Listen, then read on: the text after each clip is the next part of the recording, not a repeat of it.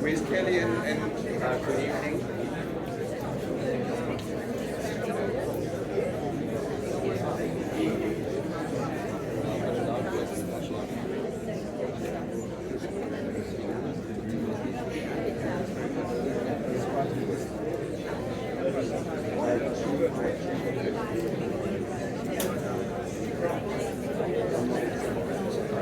Good evening. That's very good. Let me just turn it down slightly.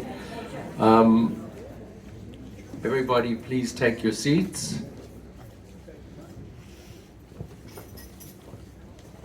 It's fantastic to see so many people here, for all sorts of reasons.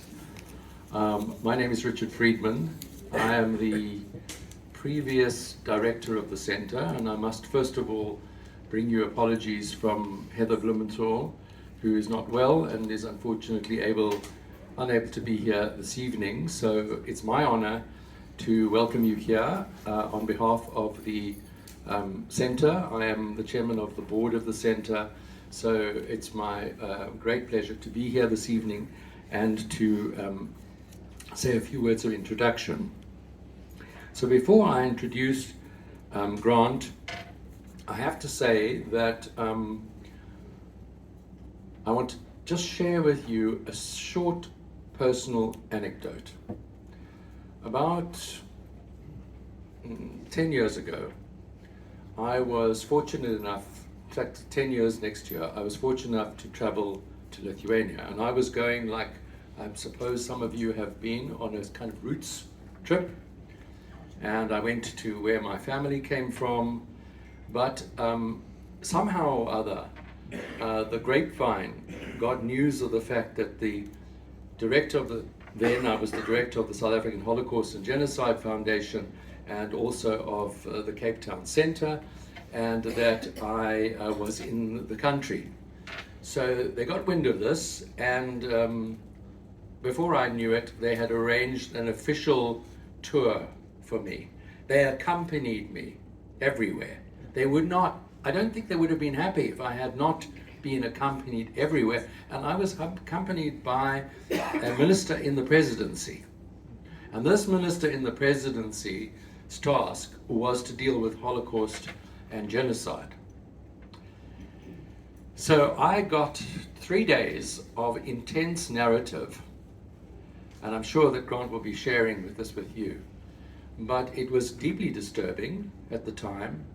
And whilst the man was charming, he had been the fencing champion for Lithuania. He'd been in the Olympics, and he was very charming and very interesting. He was towing the party line. And they steered me clear of the Genocide Museum. As much as I wanted to go there, they wouldn't let me go there. I wanted to see what was going on there because I knew that in that museum was this double genocide narrative, that the Lithuanians were the victims just like the Jews. Yes, the Lithuanians were victims, but the Lithuanians consisted of the Soviet invasion. The Lithuanians were victims of the Soviet invasion, but so were Jews. And this was something that was still much debated at that time. That's 9 years ago. In the interim, much has happened. And Grant Gotchen, but I have to say that my family's name is Wochen. So yours is Gochen. It's very close. It's very close. And I've been trying to find Wochens everywhere, but I haven't been able to. So maybe you're related. Who knows? Who knows? So the subject tonight is incredibly complex. And Grant has written a book, Malice, Murder and Manipulation, which was published in 2013, the very year that I was in Lithuania. And his book documents his family history. And of course, if you look at the family history of any Lithuanian Jewish family, you're going to find this story. So in fact, you wrote the book for us in a way. I did. Thank you, thank you. And he has gone on to almost single-handedly wage I wouldn't say it's a war, but it may have been felt like that at times, I would imagine. But litigation after litigation against the Lithuanian government to impress upon them the fact that they really got it all wrong. They got it all wrong. And his work has really enabled, and I'm sure sitting in this room there are many of you that carry Lithuanian passports, would not have happened if it hadn't been for Grant and his efforts. So, a financial advisor living in Los Angeles, this is an extraordinary thing to undertake in so many of your life, so many years of your life devoted to this issue. And so I really look forward to hearing what you have to say.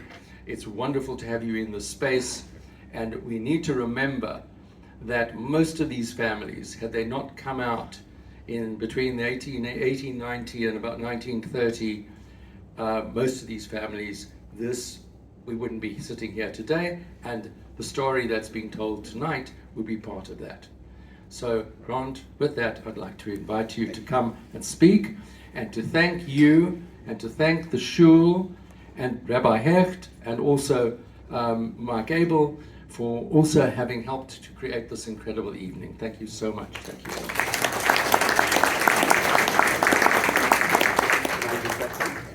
You may use that one. Switch this one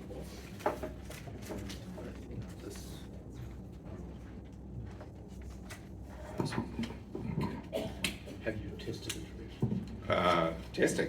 Yeah. Does it work? I think maybe it needs to be there. Justine, are you in the wings somewhere? Yes? Okay. Just make sure that it's coming through. Justine, thank you. Is this working? Sure. Louder, please. Louder? Okay. Good evening. Hello.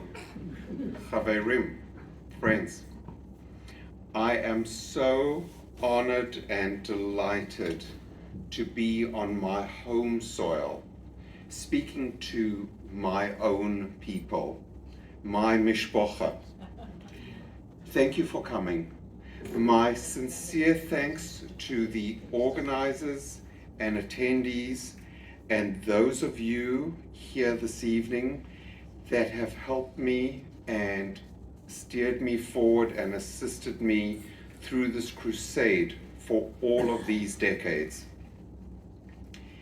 Every Jewish person in this room tonight has ancestry from Lithuania. Most of us here now are alive because our families got out of Lithuania before Lithuanians were able to murder us. We are who are left to remember and speak the truth. Our families' voices cannot be stilled through apathy or forgetfulness. Our families' voices must be heard. I became eager to find out about the old country from the stories and lessons of my paternal grandfather. More and more, I knew I had to walk those streets and see those forests. I was the very first Jew to apply to Lithuania for citizenship. 3 times, they rejected me for reasons that even the Lithuanian Supreme Court eventually ruled to be absurd. There were 2 sets of rules in Lithuania, one for real ethnic Lithuanians and a separate queue for Litvaks. This simplified their process. It was automatic denial for Jews. I fought back. I sued the Lithuanian government 5 times to expose and dismantle their no-Jew citizenship policy. I started the arduous task of bringing the injustices into the light. I badgered and pestered and begged and spoke and wrote with anyone having anything to do with Lithuanian Jewish policy. Do you know the only thing that does work in Lithuania? Does anybody want to hazard a guess what the one and only strategy that is effective in Lithuania is. Public exposure and public humiliation are the only things that Lithuania cares about. They do not care about facts. They don't care about morals or rights or truth, and they certainly do not care about Jews. Eventually, Lithuania was publicly shamed into having no option but to change some of their Jewish laws. Even today, I take personal pride and joy in every Lithuanian citizenship acquired by a South African. I urge every single one of you to apply for your citizenship. Lithuanian citizenship is our birthright. It is our history, and it is our entitlement. Lithuania should have been where our families could have lived in peace and safety and grown and been buried with dignity. We, Chaverim, are owed. Your parents or your grandparents' documents from Lithuania all prominently say Žydų or Žydas, Jew or Jewess. Just like apartheid South Africa, we Jews could never be listed simply as Lithuanian. Our racial classification was Jew. As was explained to me by a Lithuanian diplomat in about 1990, a Jew could never be a Lithuanian, and a Lithuanian could never be a Jew. On our citizenship applications, they used to require our religious identity as a racial or national identification. Chaverim, we in this room know what that is. That is apartheid. Today, Lithuania wants us to identify as Lithuanian because it sounds less apartheid, less racist. While they have removed our racial classification from their application forms, our names and our documents still show exactly what we are, Jews. We remain Litvak Jews. They didn't murder 96.4% of Jews because they were Lithuanians. They murdered our families because we are Jews. They, on the other hand, remain Lithuanians. This is the reason why so many of our families fought against apartheid so staunchly. Jews were victims of apartheid in Lithuania and are all too familiar with its recognizable, hideous hatreds. Whereas our families had no advocates and no safe harbor in Lithuania and were unable to defend themselves against the Lithuanians, we could stand up for Black South Africans, and in huge numbers we did. I identified the murderer of my own family in the Lithuanian Holocaust. To my amazement and disgust, I discovered that he is celebrated as a beloved and admired national hero in Lithuania. His name, the murderer of my family, was Jonas Noreika. It is fact that Noreika personally was responsible for the savage and senseless slaughter of up to 14,500 of our family members. Currently, however, Noreka has been rewritten in Lithuanian history as a heroic rescuer of Jews.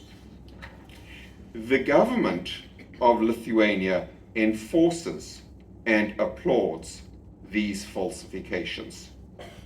A result is that I have pending criminal charges against me in Lithuania for slandering their heroes. A few years ago, Jonas Noreka's granddaughter, Sylvia Foti, stepped forward to admit her grandfather's crimes. She wrote this book called The Nazi's Granddaughter: How I Discovered My Grandfather Was a War Criminal. It has been republished in a paperback as Storm in the Land of Rain. She and I have now combined efforts. We have both written exposés of how the government of Lithuania fraudulently rewrote her grandfather into a national hero. Lithuania has blocked every single path to actual truths inside Lithuania. The sole path left is judgment by the court of public opinion. And that, Chaverim, is the main reason why we are here today. For the past few weeks, I have been publishing Lithuanian Holocaust testimonies in the Times of Israel. They are harrowing to read. A normal human mind cannot contemplate the horrors that Lithuanians inflicted on our families. I guarantee you, when you read those testimonies, you will be shocked by what you read. These are eyewitness testimonies by the very few that survived. I beg of you, go onto the Times of Israel and look for them and read them and remember the facts. There are approximately 200 people in this room tonight. Look around you, my friends. Look at your children. Look at your grandchildren. Look at your parents. Look at the people on the next row from you. Of 200 people sitting in this room, how many of us do you think would have survived the Lithuanian Holocaust? Would anybody like to venture a guess? 5, 20. 20? No. 10. No. 10? No. No. 7. Of the 200 people in this room now, 7 of us would have survived. Ask yourself, would you have been one of those survivors? Would your children have been one of those 7? I beg you, go on to Times of Israel and read those testimonies and learn the truth about what happened in Lithuania and who did it. Lithuanians certainly were not and are not truthful about their crimes. They either mule about having been victims and claim that they heard nothing and saw nothing and knew nothing. And they were so busy rescuing Jews that they couldn't look around them to see what was happening. They don't know who they were rescuing the Jews from. All they know is that each and every one of them was rescuing Jews. Now I ask you, Chaverim, do you believe that? Michael Kretzmer, a British Zimbabwean Litvak documentarian, has made a harrowing movie titled Je Accuse. There will be an article in tomorrow's South African Jewish Report about his movie. I urge you, pick up the South African Jewish Report tomorrow and read. Somebody seen it already? No. Okay. Michael Pritz's mother. Okay. He is an amazing man that has made an astounding documentary that needs to be seen. It'll receive its world premiere next month at the Jewish International Film Festival in Australia. It'll be screened on Sunday afternoon at the Great Park Community Centre in Johannesburg. Excuse me just one second. The movie, Michael's documentary, centers on Noreka and Noreka's activities during the Holocaust as he systematically murdered the Jews of northern Lithuania.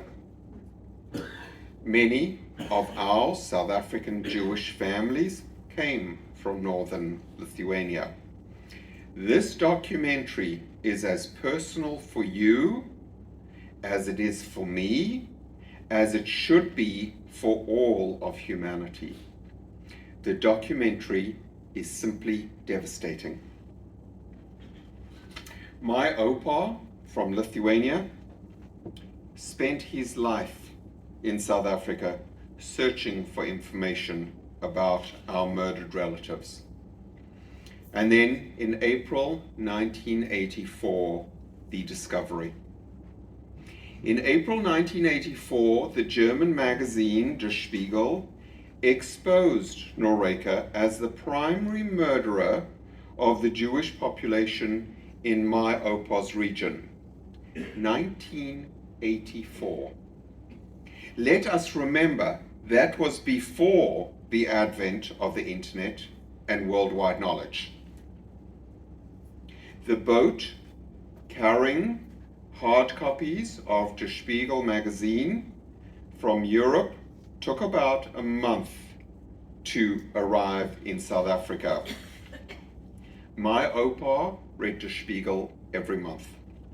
At the end of May 1984, he read the April edition. Noreka's murders, the inhumanity, the gleeful cruelty and barbarity of the Lithuanians were all clearly defined on the page. After reading and rereading the article, my Opa lost all hope of ever finding any familial survivors. He was depleted and without further purpose. A mere few days later, he dropped dead of a stress-induced heart attack. I believe those Lithuanian monsters effectively killed my Opa too. Lithuanian Holocaust fraud is deeply personal for me. 13 years after Jonas Noreka was exposed as a prime Holocaust perpetrator and the genocidal murderer of my own family, Lithuania declared him a national hero. They honored his supposed courage and humanity. Since Jew killing was a worldwide sport, Lithuanians were not satisfied murdering just their own Jewish citizens, so Lithuanians traveled all over Europe volunteering to work in concentration camps so that they could also murder Jews in other countries. Lithuanian army contingents traveled to neighboring countries to gleefully slaughter as many Jews in Europe as they could. Even some Nazis were horrified at the brutality and the bestial activity of the Lithuanians. Lithuanian murderers were supremely effective. Noreka was a minor murderer in comparison to other Lithuanians. He only murdered about 14,500 of us. 14,500 of us. That is more than all the Jews in Cape Town combined. Another in their disgusting pantheon of Jew murdering heroes was named Antanas Baltusas. He served as the leader of the guards at the Majdanek concentration camp. The Lithuanian government claims he served on the outside of the camp, so he was unaware of what was happening on the inside of the camp. I actually need to catch my breath. He served on the outside, so was unaware of what was happening on the inside. Let me ask you all a question. Have you ever heard of a concentration camp guard serving on the inside of a gas chamber, oblivious to the screams and the stench and the smoke and the blood of those actively being murdered just 2 meters from him by his own subordinates? It is preposterous. It is simply preposterous. The distortion, the revision, and the lies carefully constructed by the Lithuanian government are so blatantly crude that one wonders, who do they think is going to believe them? Chaverim, we are not that naive. Even today, Baltusas remains their national hero. Yet another of their heroes, Kazis Skirpa, early on called for the elimination of Jews. In 1939, there were 250,000 Jews. Today, there are approximately 2,500. It does not take a mathematical genius to recognize that 99% of Lithuanian Jews have been eliminated.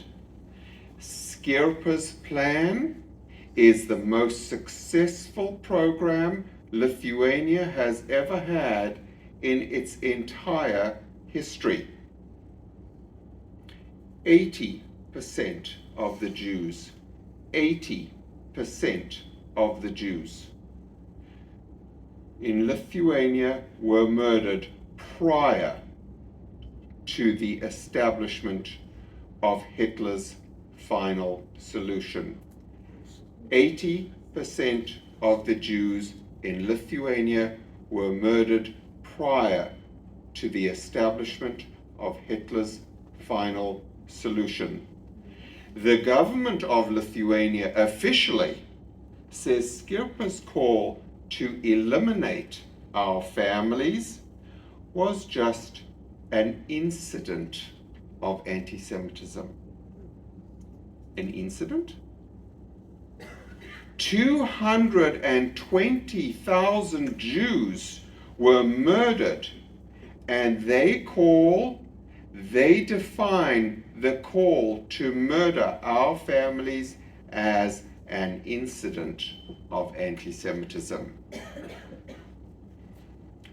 The Lithuanian government's line is that our families are lost. Let me help Lithuania. Our families are not lost. We know exactly where our families are. Our families are twisted in death pits, strewn throughout Lithuania. President Isaac Herzog of Israel and former Prime Minister Bibi Netanyahu of Israel are both Litvaks, like us. Their origins are in a shtetl called Shedova. The murderer of the Jews in Shedova was Isidorus Pusevicius. Pusevicius has also been declared a hero of Lithuania and also been rewritten into a rescuer of Jews. Another one of their heroes, also rebranded, is Jonas Shemashka. He was also a major Holocaust perpetrator. Chaverim, there are many, whose names and deeds we will never know because there was nobody left to tell us. I have provided the Lithuanian government with more than a dozen names of their heroes who were Holocaust perpetrators. They do not care. The Lithuanian lies that are perpetuated today are responsible for murdering our families yet a second time.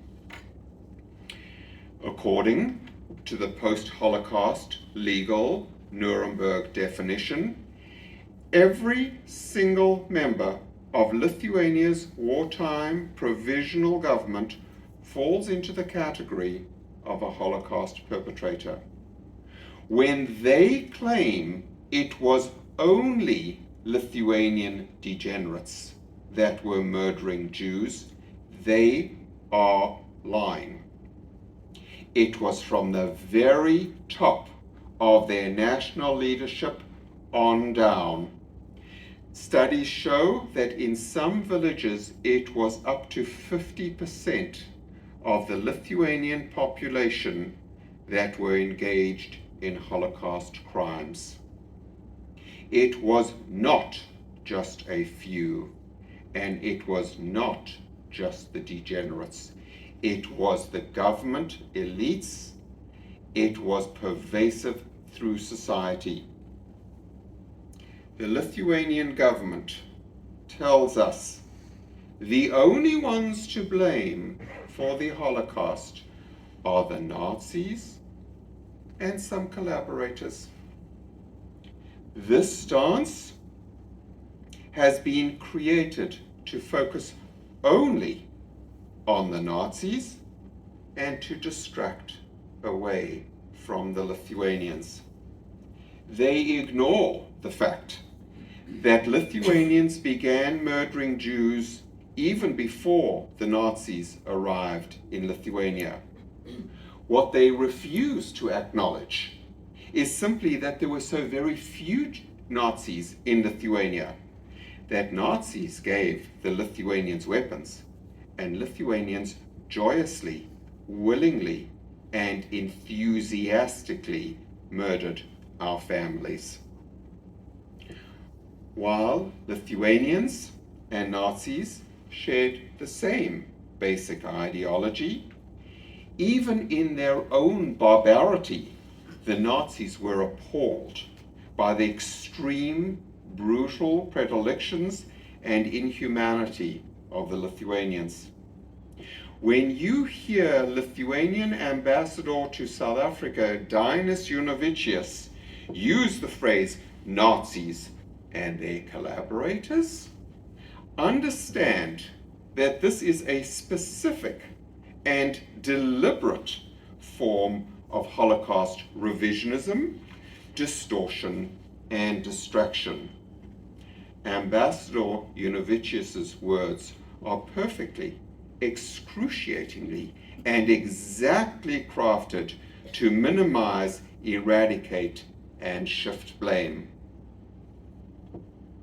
Yad Vashem in Israel declared 0.04% of Lithuanians were righteous Gentiles. Let me repeat that. 0.04% of Lithuanians were righteous Gentiles. That leaves 99.96% of Lithuanians who were either perpetrators, bystanders, or cannot prove that they were rescuers. Those who cannot prove that they were rescuers include Noreka, Pusevicius, Shemashka, and so very many more. Yet, almost every single Lithuanian I have ever met have told me that their family rescued Jews. Yad Vashem's number is 0.04%. Chaverim, know when you are being lied to. Lithuania did not punish a single Holocaust perpetrator, not a single one. 220,000 Jews were murdered, and they did not punish a single Holocaust perpetrator. Instead, they converted many of their perpetrators into their national heroes. There isn't one single piece of evidence that any Nazi punished a Lithuanian for murdering a Jew. That Nazis punished any Lithuanians for refusing to murder a Jew. The infinitesimally small number of Lithuanian rescuers were rescuing Jews not from the Nazis, but from fellow Lithuanians. Yad Vashem states plainly and clearly their definition for righteous Gentiles. However, the Lithuanian government has defined their own standard for identifying righteous Gentiles. It is a false standard. Privately, some members of the Lithuanian government admit the truth, but they insist education takes time. How much time do they need? After 80 years, time is up. Facts are simply facts. Facts do not change with age. Through my legal actions, I have been able to expose the Lithuanian president, the Lithuanian prime minister, the Lithuanian parliament, the Lithuanian public prosecutor, the Lithuanian heritage department, the mayor of Vilnius, every single one of their courts, including both of their supreme courts, as participants in the national program of Holocaust deception. Thus, I am persona non grata in Lithuania. Ephraim Zurov, you may know him as the last Nazi hunter, director of the Simon Wiesenthal Center in Israel. Ephraim and I share the true honor. It is a true honor of being two of the most hated men in Lithuania. Regardless of the blatant, absurd accusations Lithuania hurl at any of us in the small cadre fighting for truth, we stand steadfast. Lithuanian officials come to South Africa to meet with Jewish leaders and implore them to promote tourism and investment in Lithuania, all the while as they continue to lie about the past. Lithuania's strategy is to delay and obstruct. They hope people like me will get so tired we will give up. I will not. Lithuania has never told the truth about the Holocaust. I am not going anywhere, and there are others to take up the reins after me. I have brought close to 30 legal actions against the government of Lithuania. All of them were simply demanding the truth. Every case has been dismissed on a legal technicality without ever examining any of the facts. So much for an independent judiciary, right?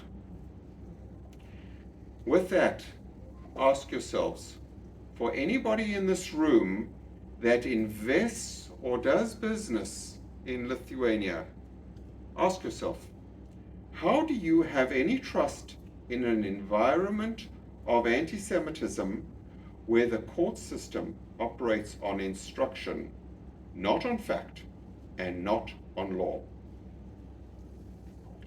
Lithuanian legal responses prove that when representatives of the Lithuanian government tell us they want to know the truth and that they oppose Holocaust distortion, they are lying. My cases stand as permanent proof that 78 years after the end of the Shoah, Lithuania is a country that elevates Holocaust fraud.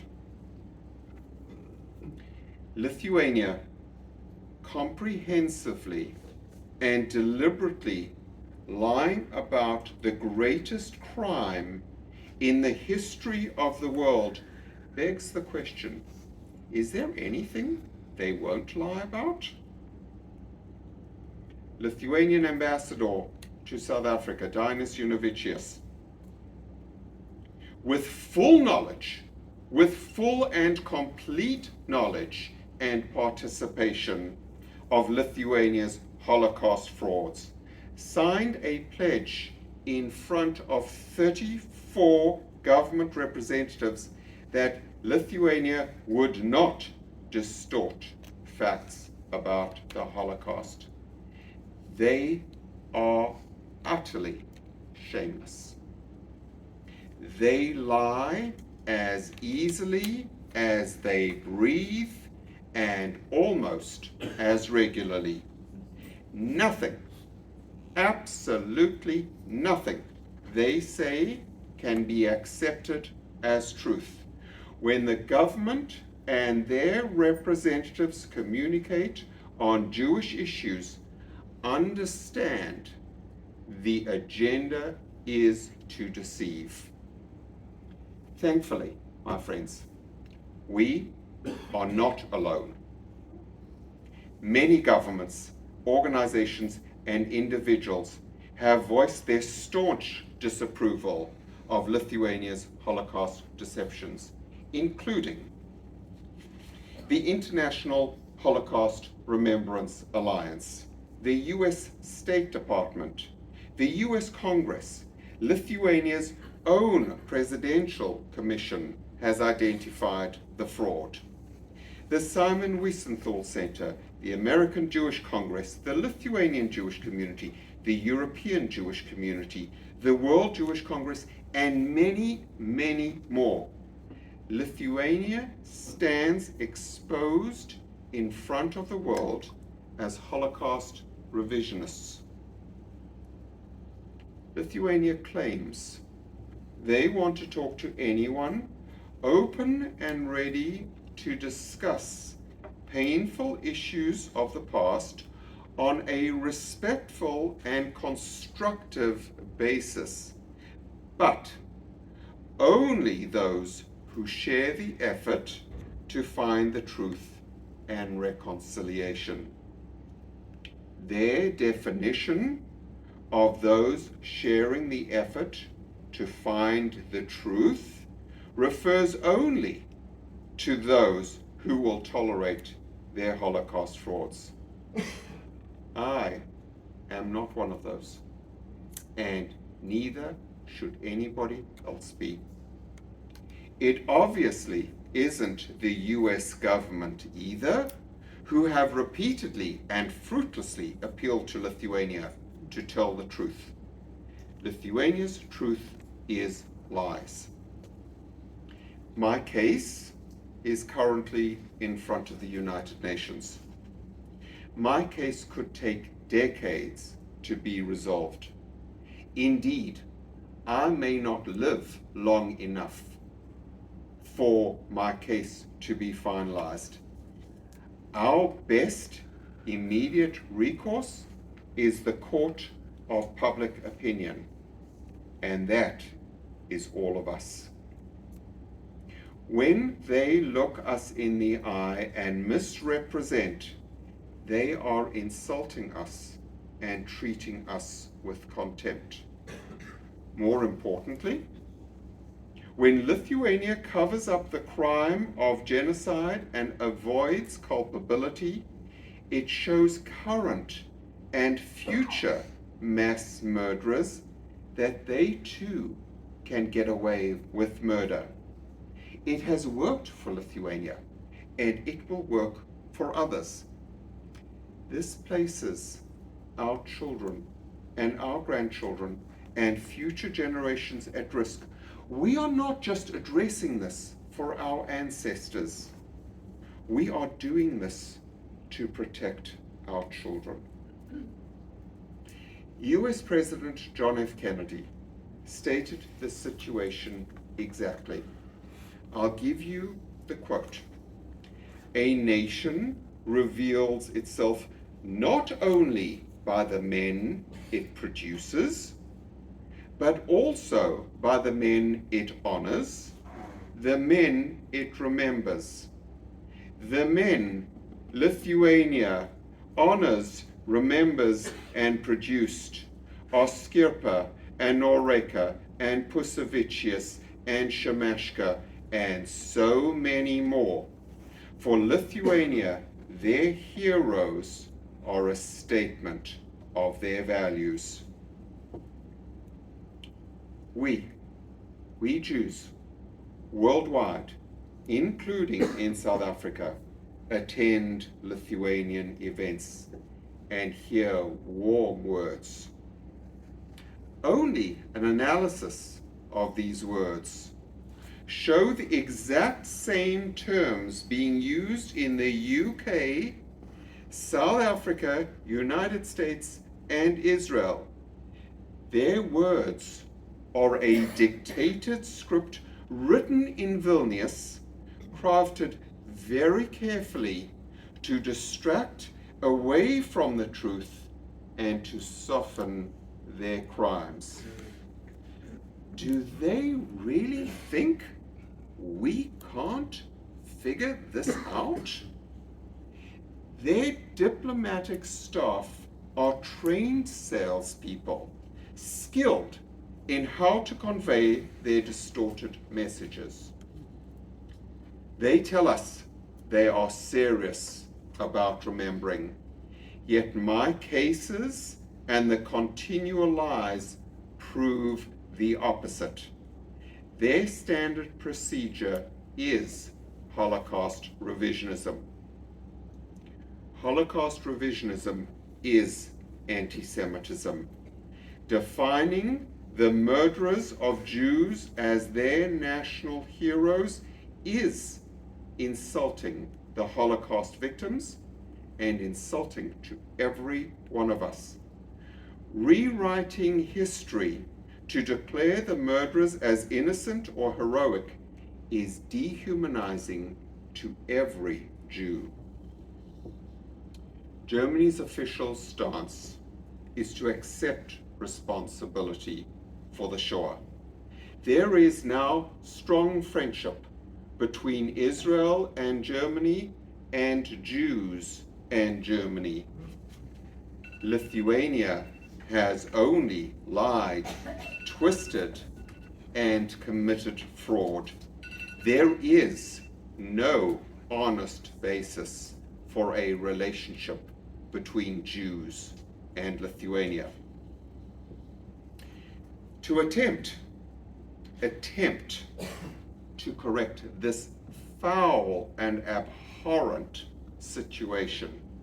Lithuania urgently needs to show us they are sincere in outing the truth. Only firm and immediate action is acceptable. I propose the following. Close down their counterfeit genocide center and revoke all of the findings. Create a Truth and Reconciliation Commission of non-Lithuanian credentialed historians to establish the factual truth, just like the Truth and Reconciliation Commission South Africa had. And number 3, just stop lying. If Lithuania genuinely wants to apologize for their behaviors, their frauds, and their murders, I have a suggestion. Follow the example of Spain and Portugal and issue a mass blanket grant of full Lithuanian citizenship to all Litvaks. Worldwide, laws can definitely be changed.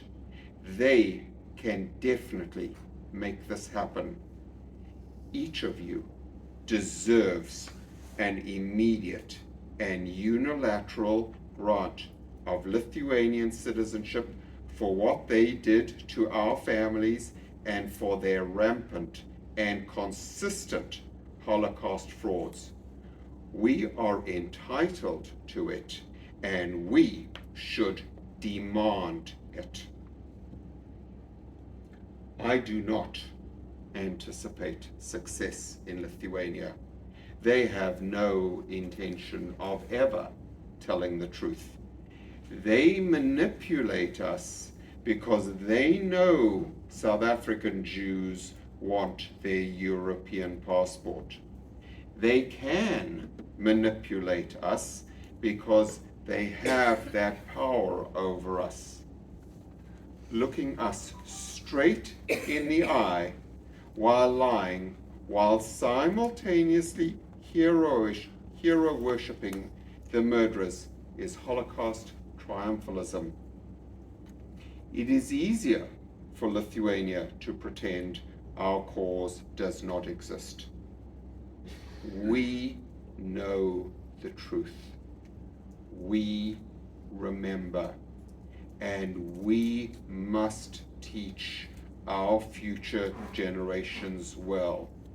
We are the protectors and guardians of Holocaust history.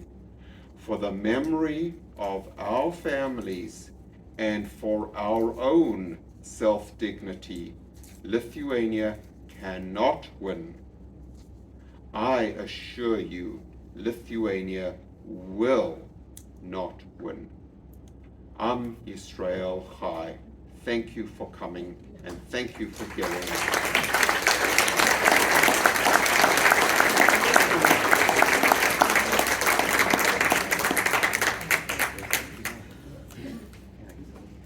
Sit down. Sure, absolutely. Good evening, everyone. For those who don't know me, my name is Rabbi Hecht, and it's wonderful to have everybody coming out this evening. Just to explain our role, I just want to acknowledge Ivor Jaffe and Mike Abel for their personal connection with Grant and the Shul, and we basically were the Shadchanim to bring this to the event to the Holocaust Center, and it's really an honor for us to be able to co-host this evening. It was during COVID that we had a Zoom with Grant and with Sylvia and heard their story together, and to come and hear this beautifully well-articulated account of understanding some of what you've been doing and the Lithuanian, what you call deception and so on, is a privilege. We're going to open the floor for some questions. So if anybody has questions, you can raise your hands. We'll pass the mic around. I do have one or two of my own.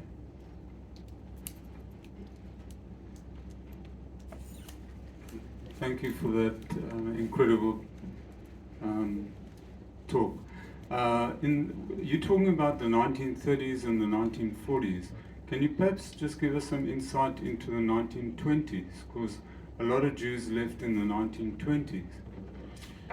So you're talking about an incredibly complex period of time where there was an immense amount happening. Let me try and summarize it and explain why so many Jews left. In 1915... Can I just interject once again? If anybody has a follow-on question, if you raise your hand now, I'll bring the mic around so that while we're answering, we can give you the mic. In 1915, the Russians rounded up the Jews in Lithuania and deported them into the Russian hinterlands. It was a Shoah before the Shoah. They were eventually allowed to come back, and many did.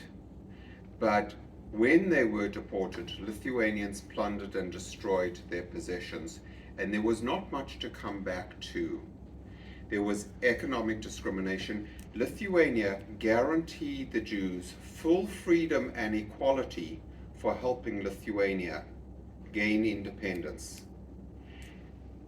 And instead, Jews were just betrayed by Lithuanians. And that is the period when I think the bulk of the Jews left Lithuania and came to South Africa. Those that stayed behind, the survival rate was 3.6%. Lithuania had the highest murder rate in all of Europe.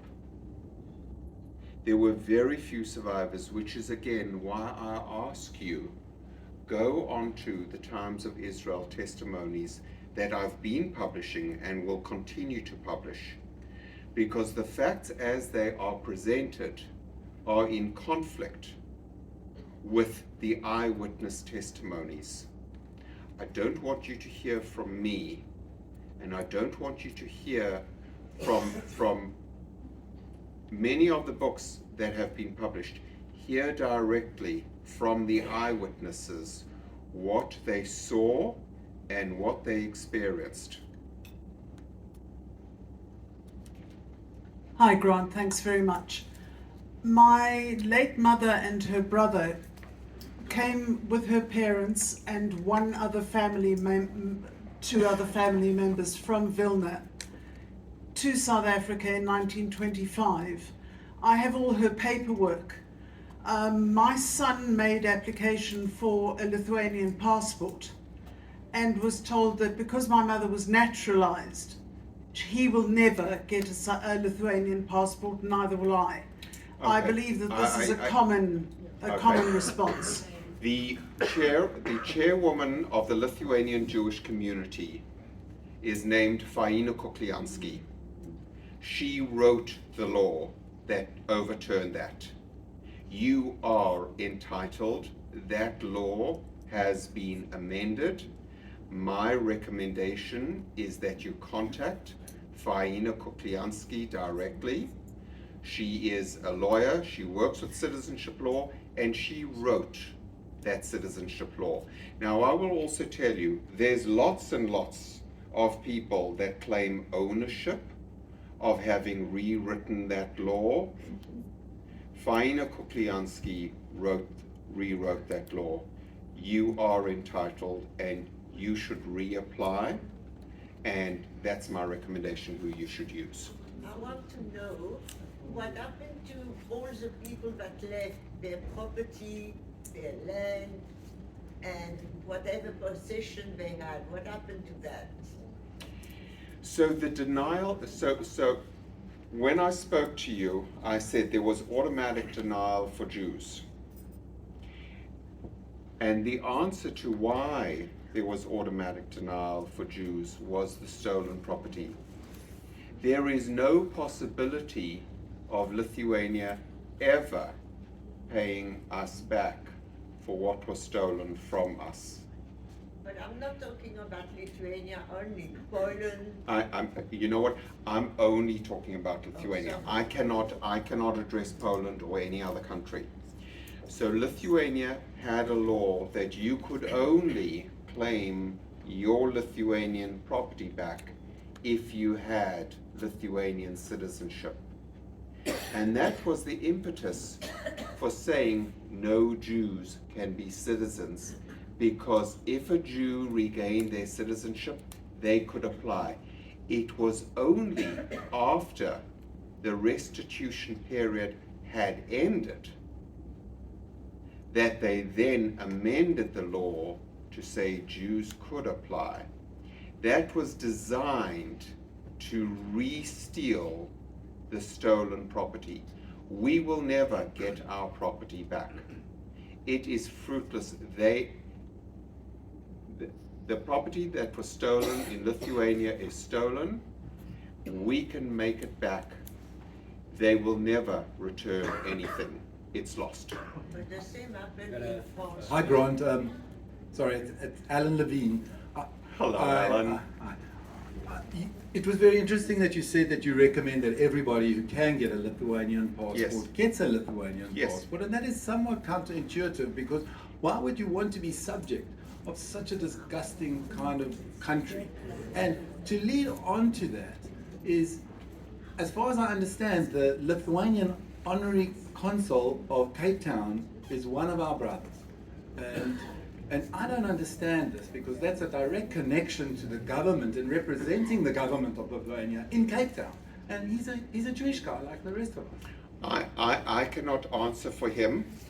We are each responsible only for our own conduct. Please contact him directly and ask him that question. The reason I say to you, take that citizenship, demand that citizenship, it is because it is a statement. They didn't kill all of us. There are some of us that are alive, and that citizenship is our birthright and our entitlement. And whether you use it as toilet paper or you keep it, that is our entitlement. And they need to know they didn't murder all of us, and we are not going anywhere. And we will certainly not go anywhere until they tell the truth. We have another question there. Hi, Grant. Thanks very much for your talk. I just wondered how you are thinking about things, or how perhaps Lithuania might be thinking about things, or how things might just evolve with what is going on in Lithuania right now, and with Zelensky. And you're smiling, and I'm smiling. interested to know why. Okay. Why would you?